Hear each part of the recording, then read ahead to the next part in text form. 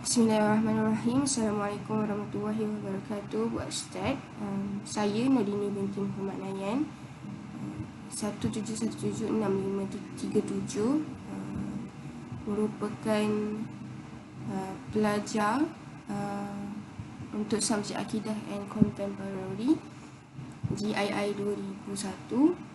Saya memilih tajuk isu penggunaan nama Allah oleh bukan Islam. Okay. So ini isi kandungan yang saya bincangkan di dalam pengisian saya ni. Kita pergi pada pengenalan. Okay, di dalam pengenalan ni saya menceritakan analogi. Saya menceritakan kronologi bagaimana isu penggunaan nama Allah ini telah dibangkitkan. Actually, isu nama Allah ni telah dibangkitkan seawal 80-an dan dibawa ke masa-masa akan datang sehingga yang hangat dibangkitkan adalah pada tahun 2013. Pada tahun 2008 juga telah dibangkitkan isu penggunaan nama Islam ini oleh gereja Katolik. Jika dilihat penggunaan nama Allah oleh gereja atau orang-orang yang beragama Kristian ini lebih kepada bukan maksud sebenar nama Allah itu. So kita sebagai umat Islam sepatutnya berkeras untuk tidak membenarkan orang bukan Islam ini menggunakan nama Allah, atas sebab ialah nama Allah itu kesucian kalimat Allah dan secara jelasnya artinya bertentangan dengan apa yang dimasukkan oleh agama Islam itu sendiri. Okey, itu sedikit sebanyak bab pengenalan. Seterusnya adalah definisi dan istilah. Di sini saya jelaskan pertama sekali melalui Dewan Kamus edisi keempat. Okey, dalam Dewan Kamus edisi keempat di sini menjelaskan bahawa nama Allah itu bermaksud Tuhan, iaitu Yang Esa, Azza wa Jalla, Allah yang Maha Agung, Subhanallah, Allah yang Maha Suci dan Maha Tinggi. Dewan Kamus ni jelas lagi teranglah maksud Allah itu sebenarnya lain daripada maksud Kristian yang mereka masukkan sebab atas pendustaan mereka dan kesombongan serta jahilnya orang-orang Kristian yang mengubah maksud Allah itu sendiri. Okay, seterusnya ini adalah asal usul daripada bahasa Arab, iaitu asalnya kalimah Allah adalah dari ilah seperti dalam al-sihah dan al-ilah, yang juga seperti dalam al-khashaf, al-lusi dan nuruh al-ma'ani. Selain itu al-lamah al-sa'ad. Okay, dia berkata sesungguhnya Tuhan atau ilah adalah nama yang difahami secara keseluruhan, iaitu kuli, yang disembah dengan sebenarnya, sedangkan Allah adalah isim alam bagi zatnya. Selain itu, menurut Dr. Wabah Al-Zuhaili, usul al-imam wal al-islam berkata Allah bermaksud bahawa dia maha berkuasa atas segala makhluk dan bahawa dia tidak melakukan sesuatu kecuali mengikut kehendaknya. Dia juga maha menguasai dan maha perkasa dan tidak boleh dikalahkan oleh sesiapa pun, dan bahawa dia maha berkuasa dan tidak boleh dilawan dan diatasi dan tidak salah taklif kecuali apa yang datang daripadanya. Itu daripada dari segi bahasa Arabnya. Seterusnya kalimah Allah ini merujuk kata yang umum untuk menyebut Tuhan. Okey. Dan kalimah ini tidak terlepas daripada agama selain agama Yahudi dan Kristian. Betul, kalimah Allah ni sebenarnya bila dilihat secara keseluruhan oleh agama, semua agama, iaitu Kristian, Yahudi, Nasrani, Kristian Arab juga, nama Allah ini merujuk kepada Tuhan. Tetapi tafsiran agama masing-masing itu sangatlah berbeza dengan tafsiran Islam sendiri. Jika dilihat secara mendalam, kata ini digunakan dalam kita terjemahan suci Al-Quran Kristian dan Yahudi dalam bahasa Arab. Jika dilihat secara mendalam, kata ini digunakan dalam kitab terjemahan suci agama Kristian dan Yahudi di dalam bahasa Arab, dan ia turut diterjemahkan dengan kata yang sama dalam Alkitab dalam bahasa Indonesia dan Turki. Penggunaan kalimah Allah di persada antarabangsa kebiasaannya masih merujuk kepada Tuhan, dan kalimah ini amat sinonim dengan agama, khususnya buat penganut yang beragama Islam. Perkara ini diakui oleh kamus-kamus yang diterbitkan secara global. Sebagai contoh, dalam kamus Oxford, Allah is the name of God among Muslim. Seterusnya adalah Encyclopedia, which is dia menyatakan Allah, God, the one and only God in the region of Islam. Maka jika kita lihat kat sini, dunia sedia maklum bahawa Islam itu mempunyai satu Tuhan, and the only God among Muslim is Allah. Tetapi di dalam agama-agama yang lain, Allah itu merujuk kepada Tuhan mereka lah, mereka sendiri yang menafikan. Contohnya untuk agama Kristian, Tuhan Allah itu Tuhan bapa kepada Yesus atau Nabi Isa. Terus dalam pengisian ini saya membawa pembaca kepada dalil Al-Quran berkaitan nama Allah, bagi mengukuhkan lagi sebab-sebab kenapa nama Allah itu tidak boleh ataupun memang sepatutnya dilarang dari awalnya penggunaannya oleh bukan agama Islam. Okey,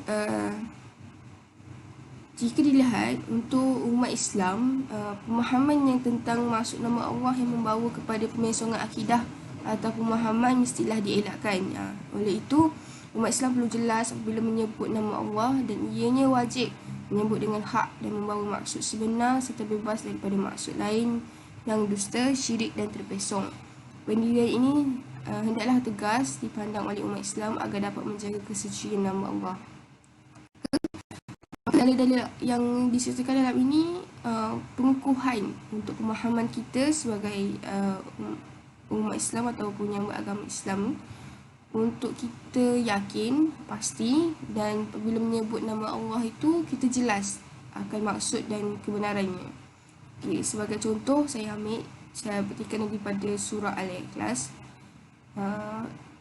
Ini keseluruhan surah yang bermaksud, katakanlah wahai Muhammad, Tuhanku ialah Allah yang Maha Esa, Allah yang menjadi tumpuan sekalian makhluk, dan untuk memohon sebarang hajat. Ia tidak beranak dan ia pula tidak diperanakkan, dan tidak ada sesiapa pun yang setara dengannya. So, dalam surah Al-Ikhlas ni, dia menegaskan tentang wadaniyah dan keesaannya yang menjadi asas pegangan akidah umat Islam, dan ditegaskan bahawa apa sahaja yang ada di dunia ini tidak serupa dengan Allah dan tentunya bukan Allah. So, apa-apa yang kita bayangkan kat dunia ni, contohnya kalau kita termenung, kita tiba-tiba kita membayangkan syurga Allah ke ataupun Allah tu sendiri kan, tapi sebenarnya itu kita punya level of pemikiran tu sangatlah cetek. Dia macam setitis air di lautan. Oleh itu apa yang kita bayangkan tu memang tidak akan sama dengan apa yang sebenar-benarnya ada. Okay. Kalau kita lihat dalam surah Al-Ikhlas ni juga jelas menerangkan ianya tidak beranak dan tidak pula diperanakkan. Tetapi untuk agama Kristian, mereka menganggap Nabi Isa itu adalah anak tunggal Tuhan, dan menganggap Tuhan menghantar anak tunggalnya untuk memberi pengampunan kepada umat agama Kristian. Itu jelas lagi bersuluh bahawa benda itu adalah satu yang dusta dan memberi tipu daya kepada seluruh umat. Okey. Seterusnya, firman Allah yang kedua adalah daripada surah Al-Baqarah. Okey. Allah tiada Tuhan yang berhak disembah melainkan Dia yang tetap hidup, yang kekal selama-lamanya, mentadbirkan sekalian makhluk, yang tidak mengantuk, usahakan tidur, yang memiliki segala yang ada di langit dan yang ada di bumi. Tiada sesiapa yang dapat memberi syafaat pertolongan di sisinya melainkan dengan izinnya, yang mengetahui apa yang ada di hadapan mereka dan apa yang ada di belakang mereka. Mereka tidak mengetahui sesuatu pun yang ada di belakang mereka, sedang mereka tidak mengetahui sesuatu pun daripadanya. Ilmu Allah melainkan apa yang Allah kehendaki memberitahu kepadanya. Luasnya kursi Allah, ilmunya dan kekuasaannya meliputi langit dan bumi, dan tiadalah menjadi keberatan kepada Allah untuk menjaga serta memelihara keduanya, dan Dialah yang maha tinggi derajat kemuliaannya, lagi maha besar kekuasaannya. Itu surah Al-Baqarah. So, dalam surah Al-Baqarah ini menjelaskan bahawa Allah memberi penegasan tentang keesaannya, dan Dialah selayaknya yang sepatutnya disembah, dan kekuasaannya yang maha tinggi lagi maha besar. Justru tiada layak bagi sesiapa pun makhluk untuk dinamakan atau dirujuk sebagai Allah, kerana kekuasaan mereka tidak setanding dengan keagungan dan ketinggian Allah. So, kalau kita lihat dekat sini, apabila agama lain menyebut Allah atau melafazkan Allah dengan memberi maksud yang lain, adalah tidak wajar, kerana kat sini Allah dah tegaskan bahawa tiada yang setanding dengan keagungan dan ketinggian Allah. Okey. Firman yang ketiga adalah daripada surah Al-A'raf. Allah yang bermaksud dan Allah mempunyai nama-nama yang baik, yang mulia, maka serulah dan berdoalah kepadanya dengan menyebut nama-nama itu, dan pulaukanlah orang-orang yang paling daripada kebenaran dalam masa menggunakan nama-namanya. Mereka akan mendapat balasan mengenai apa yang mereka telah kerjakan. Penegasan Allah tentang nama-nama yang mulia dan suatu bentuk larangan penyalahgunaan nama Allah yang tegas oleh Allah itu sendiri. Maka kita jangan ambil mudah atau enteng tentang isu penggunaan nama Allah oleh bukan Islam, yang akan membawa kepada banyak faktor-faktor luaran seperti isu keselamatan, isu akidah, isu kesalahfahaman, isu yang menyebabkan generasi-generasi muda kita akan terpesong dengan mudah. Seterusnya, secara keseluruhannya, jika dilihat, Allah Tuhan yang Maha Esa, tiada sekutu baginya. Allah banyak berfirman dalam Al-Quran tentang Allah melarang sekeras-kerasnya perbuatan syirik kepadanya, walaupun sebesar zarah dan walaupun apa sahaja alasan yang dijadikan kononnya untuk mendekatkan diri dengannya. So, jika kita tahulah kan, syirik tu bila walaupun setitik lah ada syirik dekat dalam diri kita ni, Masya Allah, bau syurga pun kita tak boleh nak bau kan. So, sekiranya kita bersubahat lah untuk memberi kebenaran ataupun bekerjasama dengan agama lain untuk membenarkan penggunaan nama Allah ini, menyebabkan kita tergolong dalam golongan orang syirik juga. Sebab kita macam seolah-olah mempercayai benda ni, penggunaan nama Allah tu boleh membawa tafsiran lain, macam tu. Selain itu, Allah telah menentahkan agar kita tidak menjadi sahabat atau berpaling daripada golongan yang menyalahgunakan nama Allah dan mensyirikkannya tanpa kompromi. Umat Islam khususnya pada masa yang penuh dengan cabaran ini disebabkan perkembangan teknologi yang pesat dan kebebasan bersuara yang tidak peroleh yang kita peroleh, menyebabkan pentingnya kesedaran dalam diri umat Islam untuk mempertahankan kesucian agama yang maha mulia ini. Seterusnya, Islam sangat tidak bersetuju atau melarang penggunaan nama Allah dengan mengaitkannya dengan kesesatan, kebatilan dan pendustaan, sama ada secara terang-terangan maupun secara tersembunyi. Kerana ini amat jelas dan menyatakan dan menerusi ayat Al-Quran. Perbuatan membenarkan dan melarang perbuatan ini sama sepertinya dengan meredai kekufuran dan kesyirikan. Maka jelaslah kat sini, kita sebagai umat Islam, sekiranya kita tak ada ilmu, cari ilmu. kita tak ada kesedaran, mencarilah kesedaran untuk tahu isu-isu yang berkaitan dengan agama, khususnya penggunaan nama Allah ini. Kerana penggunaan nama Allah ini sesuatu yang besar. Kita bermula dari kecil mengenal, kita tak mengenal Islam tu secara terus direct. Kita dilahirkan terus diazankan, dan diazankan tu ada penggunaan nama Allah. Allahu Akbar, Allahu Akbar kan.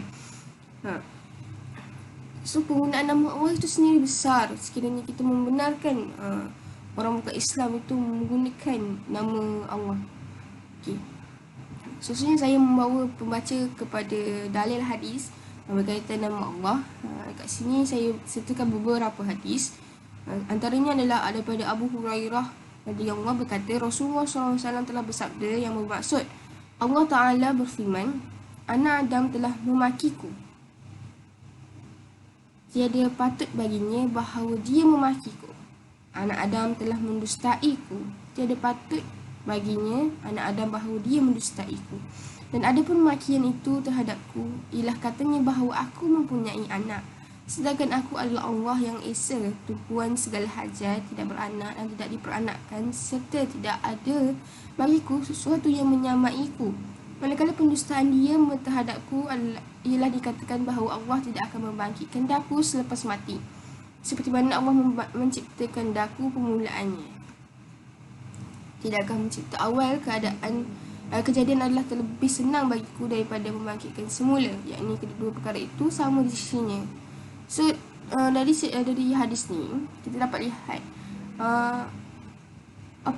Allah itu tiada yang sama ataupun setaraf baginya. Selain itu, kata-kata dusta yang disampaikan oleh orang-orang yang mensyirikkan Allah ini dah jelas dah diterangkan di dalam hadis ini bahawa itu semua adalah dusta yang secara terang-terangan. Okay, ulasan daripada hadis ini ialah Allah telah melarang hamba-Nya bagi mendustakan konsep ketauhidan dan keesaan serta kekuasaannya dalam dunia yang serba-serbi di hujung jari, menyebabkan pelbagai kaedah atau cara pendustaan yang dilakukan oleh orang bukan Islam. Adakah wajar pendustaan dan makian puak Kristian ini dikaitkan dengan Allah? Sekiranya jawapannya tidak, maka jangan sesekali kita membenarkan mereka menggunakan nama Allah yang suci pada perkara yang pertuhankan, yang mereka pertuhankan. Okay, hadis seterusnya adalah daripada Anas bin Malik radhiyallahu sesungguhnya orang Quraisy membuat perdamaian dengan Nabi Muhammad SAW. Di antara mereka adalah Suhaili bin Amru.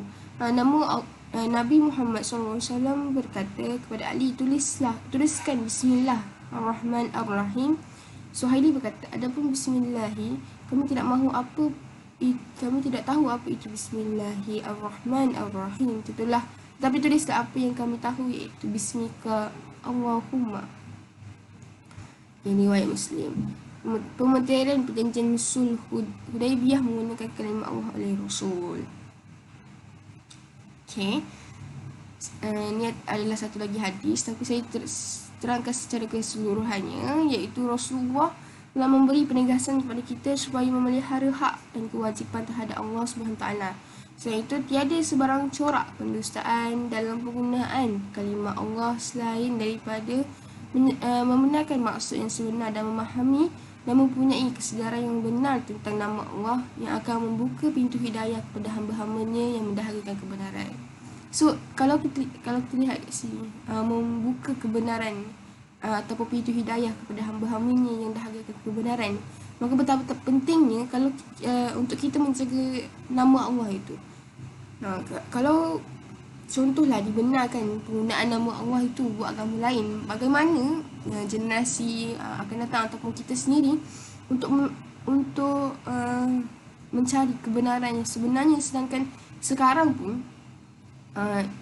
banyak dari palsu, agama-agama palsu, nabi-nabi palsu yang menyebabkan kita sendiri dah mudah terpesong, apatah lagi penggunaan nama Allah itu dibenarkan oleh orang bukan Islam, dibenarkan kepada orang bukan Islam. Okay. Seterusnya saya membawa kepada faktor kalimah Allah eksklusif untuk umat Islam. Okay. Pada tahun 2008, Jawatankuasa Majlis Kebangsaan bagi Hal Ehwal Agama Islam Malaysia telah bersidang untuk kali ke-82 pada 5 hingga 7 Mei 2008. Dalam persidangan itu, mereka telah membincangkan isu tuntutan pegawai Kristian terhadap penggunaan kalimah Allah.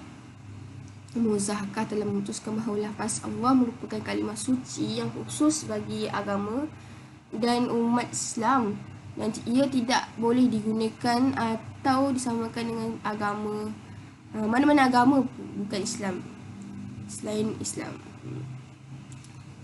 Oleh itu, wajib bagi umat Islam menjaga dengan cara yang terbaik sekiranya terdapat unsur-unsur penghinaan dan penyalahgunaan terhadap kalimah tersebut, maka ia perlu disekat mengikut peruntukan undang-undang yang telah termaktub dalam Perlembagaan Persekutuan. Okey.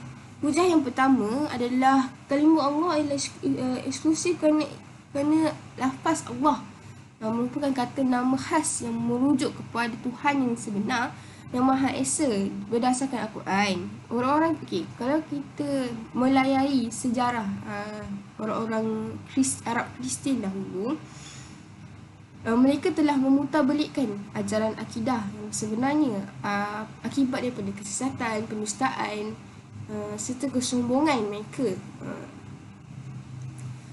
dalam kalangan mereka sendiri. Mereka merujuk kalimah Allah kepada bapa, iaitu salah satu oknum daripada akidah Trinity dengan membawa maksud yang jauh berbeza dengan Islam. Menurut Archbishop of Kuala Lumpur, Tan Sri Murphy Pakim, kononnya perkataan nama Allah telah digunakan oleh orang-orang Kristian sejak sebelum kedatangan Rasulullah untuk merujuk pada istilah Tuhan atau God dalam bahasa Inggeris. So kalau kita lihatlah secara telitinya sejarah penggunaan bahasa yang digunakan orang Arab Kristian dahulu di dalam teks Bible adalah berbahasa Greek. Yang Tuhan itu adalah Theos. So mana datangnya nama Allah tu kan? So selain itu dalam bahasa Inggeris adalah God. Jelas sekali bukan Allah lah. So agama Kristian yang bertutur di dalam bahasa Melayu masih boleh melaksanakan amalan agama mereka dengan menggunakan kata Tuhan tanpa menggunakan kalimah Allah yang Maha Suci, kerana perkara ini merupakan suatu bentuk penyalahgunaan nama suci Allah. So bila kita melayari kembali sejarah, kita lihat penggunaan nama Allah itu tiada. Malah di dalam Bible yang teks Bible mereka menggunakan bahasa Greek, dan Greek itulah Theos. Theos itulah Tuhan lah kan, Tuhan dalam bahasa Greek. So tidak jelas lah, kat sini jelas lah bahawa mereka ini sebenarnya memutarbalikkan sejarah, dan kita sebagai umat Islam yang jahil ataupun masih kurang ilmunya tentang sejarah agama Islam itu sendiri menyebabkan kadang-kadang benda ni kita percaya dan memesongkan akidah kita sendiri. Kita pergi kepada seterusnya. Di dalam perjanjian lama yang dikenali sebagai Taurat dan perjanjian baru yang dikenali sebagai Bible, tidak terdapat perkataan Allah. Perkara ini disebabkan penggunaan bahasa di dalam perjanjian itu dalam tulisan bahasa Greek. Perkataan Hebrew yang membawa maksud Tuhan ialah Elohim dan juga sebenarnya dilihat penggunaan kalimah Allah sangat sinonim sebenarnya dengan umat Islam di seluruh dunia. Penggunaan ini telah digunakan sejak berabad-abad yang lalu.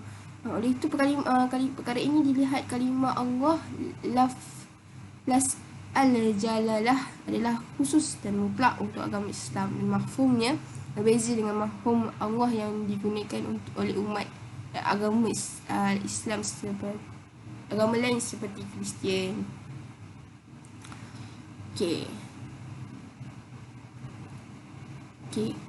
Kenapa kita tidak membenarkan penggunaan nama Allah oleh orang bukan Islam? Disebabkan satunya adalah mengelakkan daripada kekeliruan kita di dalam kalangan umat Islam. Apabila penggunaan nama Allah ini dibenarkan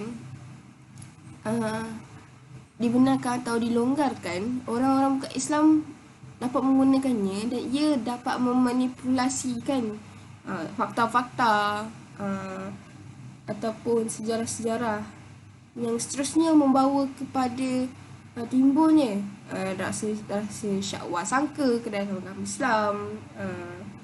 Lepas tu seterusnya menimbulkan isu-isu keselamatan, isu-isu membangkitkan kegaduhan sebab persalahfahaman.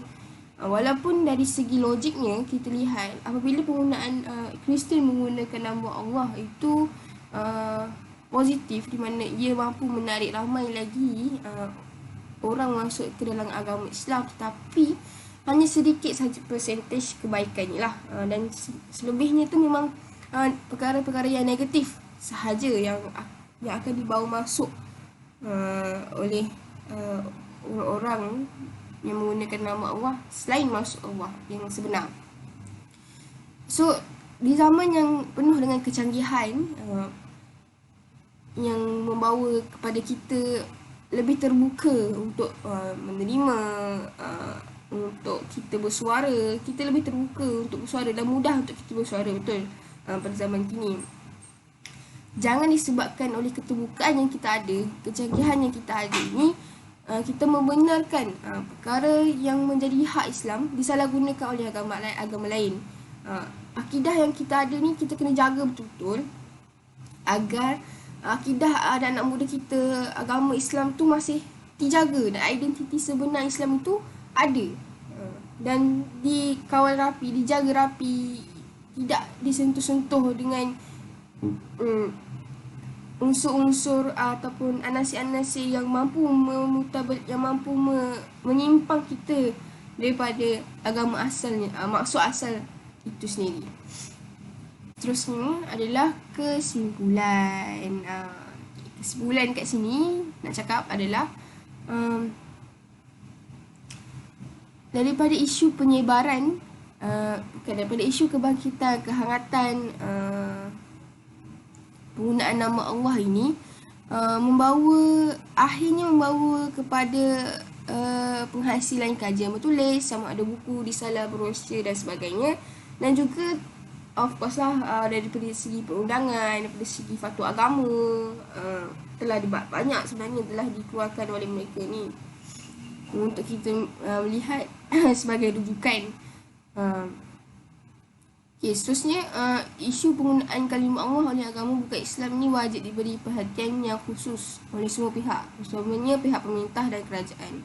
Larangan penggunaan kalimah Allah oleh orang bukan Islam bukan hanya dilihat pada aspek keselamatan seperti saya cakap tadi lah, jadi faktor utamanya adalah berasaskan akidah dan kesucian agama Islam. Apabila umat Islam sedang dicabar dan dihimpit dengan pelbagai gerakan yang cuba menghakis kedaulatan Islam sebagai agama negara, umat Islam perlu bersatu menunjukkan ketegasan dan menjaga maruah agama. Okey, dalam konteks kita sepatutnya yang beragama Islam ini, kita sepatutnya memahami secara menyeluruh, ataupun kalau tak menyeluruh pun kita ada basic Islam itu sendiri, supaya kita tidak mudah terpesong ataupun mudah mempercayai orang-orang yang bukan Islam ini, yang memang niatnya memang untuk menghancurkan Islam untuk kita. So apa yang kita perlu buat? Kita perlu yang pertama adalah kita perlu menambahkan ilmu agama kita. Kita perlu meningkatkan kesedaran tentang isu-isu keagamaan dan mempelajari sejarah agama Islam. So dengan 3 perkara ini ataupun ada lebihnya, kita dalam konteks sedar. Kita sedar bahawa ada agama lain yang cuba untuk menghancurkan Islam. Ada agama lain yang cuba untuk memesongkan atau mensalah tafsirkan konteks Islam itu sendiri.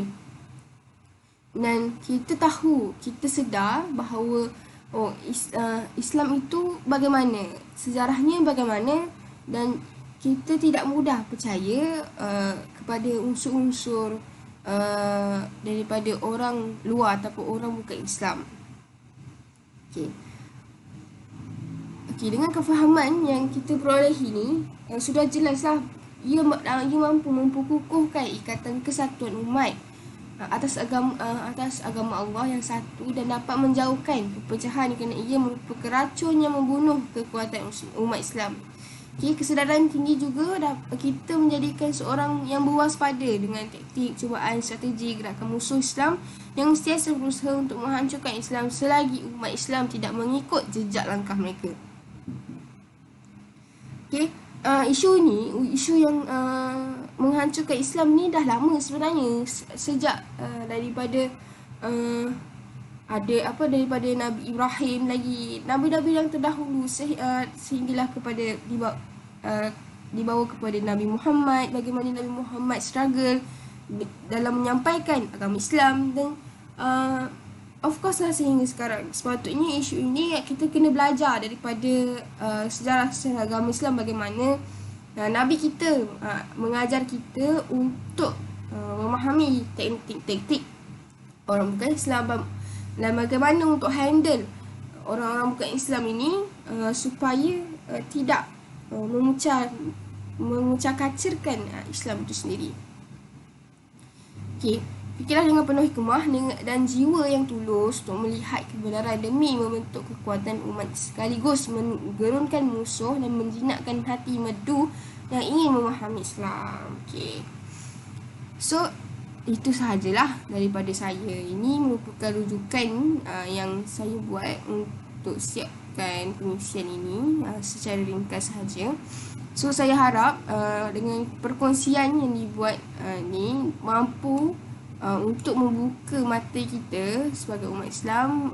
Penggunaan nama Allah itu sangatlah penting untuk kita jaga.